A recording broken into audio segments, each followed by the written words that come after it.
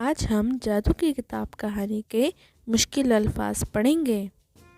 ख़त्म, झूठ मूठ, माथा, खटखटाया, देखो, बोलें, खिड़की, थोड़ी, तस्वीरें, इकट्ठे, सोचने।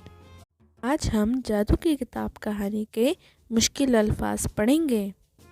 ख़त्म, झूठ मूठ, माथा, खटखटाया, देखो, बोलें, खिड़की, थोड़ी, तस्वीरें, इकट्ठे, सोचने।